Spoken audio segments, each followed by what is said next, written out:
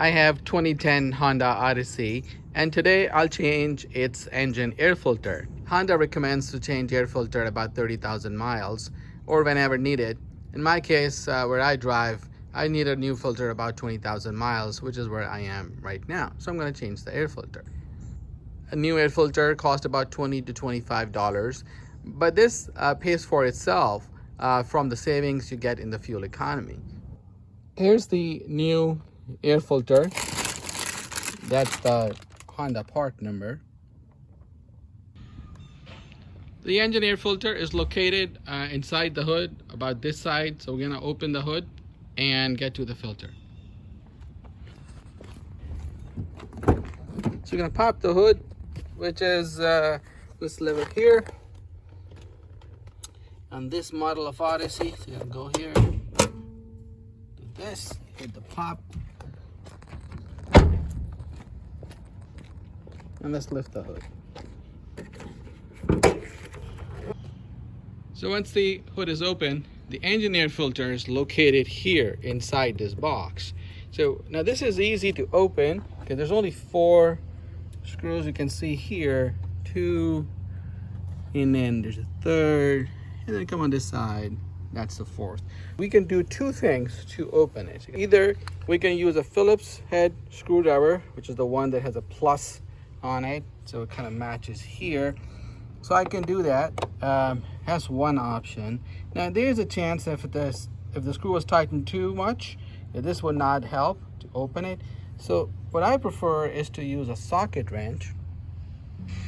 So the socket wrench we're talking about. So this is the 8mm that I would need. So I got 2 choices here too. Either I can use this one, which is like a screwdriver, so I can attach this one here and use it like this. Or if the screw is too tight, then I can switch over to more like a ratchet. So I'm going to try with this one first, see if this opens. So we need 8mm socket to open the screws around the filter box. This is good, it open. So when I change the air filters, I try to make sure I don't tighten them too much. Now the screw will not come out all the way. It will just stay the way it's built into this case. Make sure this is like, and that one here.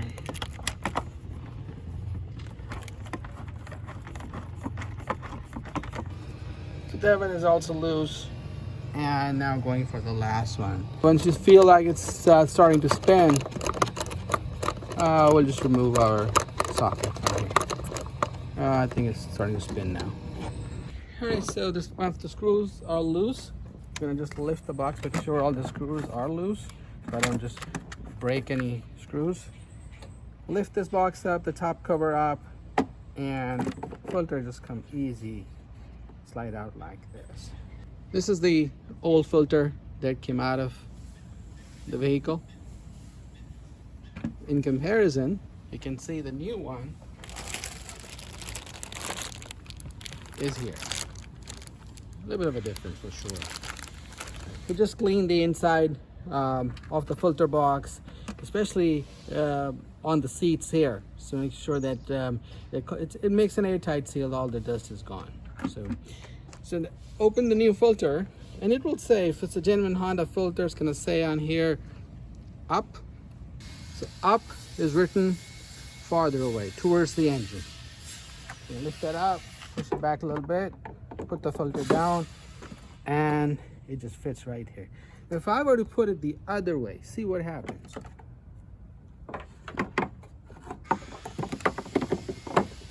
See, it would not even fit. So again, the up or the other side is where it needs to go. So this is an easy fit. You don't have to do much. Just put the top cover back on here, and that's it. And we are going to just put the screws back in here. So we're going to tighten the screws, and we're going to do them cross. So one on this side first, loosely, then on the other side. Across. across from it.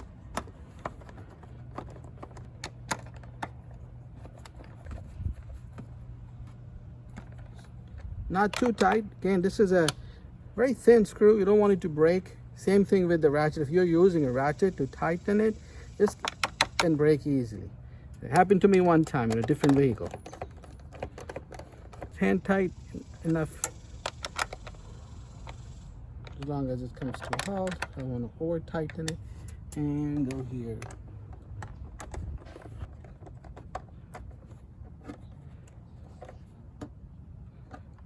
And that is it. Thanks for watching.